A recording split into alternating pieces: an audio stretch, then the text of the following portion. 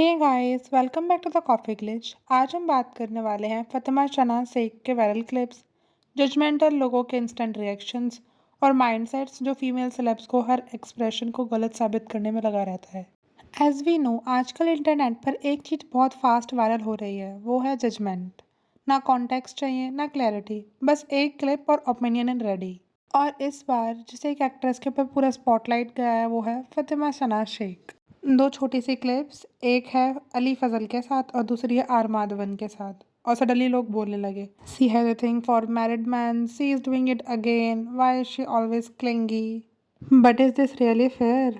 क्या हम सिर्फ देख रहे हैं एक प्रमोशनल मूवमेंट को, या उसके पीछे के प्रेशर, नर्वसनेस और पब्लिक एक्सपेक्टेशंस को भी समझने की कोशिश कर रहे हैं? So let's rewind about it. Fatima Sana Shaikh, जिनको हमने दंगल, थग्स ऑफ हिंदुस्तान और कई फिल्म्स में देखा है, रिसेंटली देखा गया उन्हें दो प्रोजेक्ट्स में, मेट्रो इन दिनों विद अली फजल एंड आप जैसा कोई विद आर माधवन। जब प्रमोशनल्स चल रहे थे तो अब दोनों क्लिप्स काफ़ी वायरल हुए और लोगों ने उसे कुछ इस तरह इंटरप्रेट करना चालू कर दिया। अली के साथ क्लिप में फातिमा काफ़ी क्लोज दिख रही थी, थोड़ा फिजिकल कंफर्ट नज़र आया, जैसे कि कैजुअली टच होना, स्माइल करना, लाफ करना, जो नॉर्मल भी है। बट कुछ लोगों को ये फ्लर्टी और अटेंशन सीकिंग बिहेवियर लगा। ऋचा चड्ढा का नाम भी अननेसेसरी घसीटा गया कमेंट्स के लिए। ऋचा चड्ढा दिखेगी तो क्या रिएक्ट करेगी, she is running for their image. अगर आपको पता ना हो, ऋचा चड्ढा अली फैसल की वाइफ है। फिर दूसरी क्लिप आई आर माधवन के साथ। वहाँ भी लोगों ने फातिमा को थोड़ी ज़्यादा टची कहा, और जब माधवन ने एक मूवमेंट पर थोड़ा डिस्टेंस बनाया, वही मूवमेंट को ग्रैब कर लिया। He is uncomfortable, Fatima over react कर रही है। अब ऑनेस्टली वो अनटचेबल थे या सिर्फ एक कैंडिड सेकंड कैप्चर हो गया है? हम सब कभी ना कभी ऐसी अनकंफर्टेबल सिचुएशन में होते हैं जहाँ हर तरफ कैमरे होते हैं, स्पॉटलाइट होती है, हर एक मूवमेंट रिकॉर्ड होती है। इन दैट केस कोई भी ऑकवर्डनेस नॉर्मल है। बट जब उसी ऑकवर्डनेस को एक वायरल एडिट और शार्प कैप्शंस के थ्रू स्पिन कर दिया जाए, दैट्स अनफेयर। बट यहीं पर एक और एंगल है। ये फर्स्ट टाइम नहीं है कि फातिमा का नाम किसी मैरिड एक्टर के साथ जोड़ा गया हो।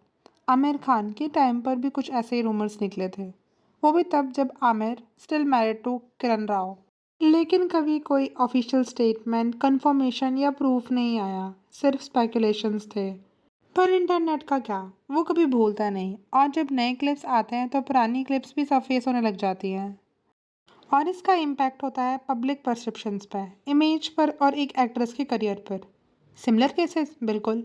याद है ना जब तृप्ति दिमनी को एनिमल के टाइम पर लोग भाभी टू बोलने लगे थे, उसका कमेंट सेक्शन रणबीर आलिया के कंपैरिजन से भर चुका था, और तृप्ति ने कुछ नहीं कहा, बिल्कुल साइलेंट रही like Fatima. Same pattern, on screen chemistry को पर्सनल कनेक्शन बना दिया गया। ऐश्वर्या राय, कंगना रनावत, दोनों ने ही अपने रेस्पेक्टेड केसेस में बैकलैश फेस किया, लेकिन मेल एक्टर्स मोस्टली अनएक्सपेक्टेड रहे। तो रियल क्वेश्चन क्या है? यही कि क्या फीमेल एक्टर कोई बस अपना काम नहीं कर सकती विदाउट बीइंग जज्ड? क्या हर बार वो किसी मैरिड को स्टार के साथ दिखे तो सिर्फ क्या उसी पर सवाल उठाए जाएंगे? मैं ये नहीं कह रही हूँ कि क्लिप इनोसेंट है या हर रिएक्शन जस्टिफाइड है। बस मैं ये कहना चाहती हूँ कि every gesture doesn't need to be labelled. कभी कभी वो सिर्फ एक नर्वसनेस मूवमेंट हो सकता है, कभी ऑकवर्डनेस, और कभी एक फोर्स्ड पोज, कभी एक नॉर्मल ह्यूमन इंटरेक्शन। और फातिमा जैसे आउटसाइडर्स के लिए, जिनके पास कोई स्ट्रॉन्ग पीआर या बैकिंग नहीं होती है, वहाँ एक वायरल नैरेटिव करियर के लिए बहुत डैमेजिंग हो सकता है। So what are your thoughts? क्या हम ओवर जज कर रहे हैं फातिमा को, या वो सिर्फ अपना काम कर रही हैं, प्रमोट कर रही हैं, इंटरेक्ट कर रही हैं जैसे हर एक एक्टर करता है?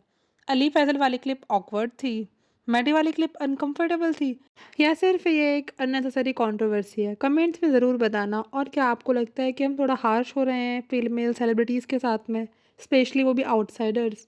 अगर आपको ये वीडियो अच्छा लगा हो तो लाइक करो। अगर अभी तक सब्सक्राइब नहीं करा तो प्लीज़ कंसिडर सब्सक्राइबिंग। मैं मिलूंगी नई वीडियो के साथ। Till then stay sharp, stay aware and don't fall for filters.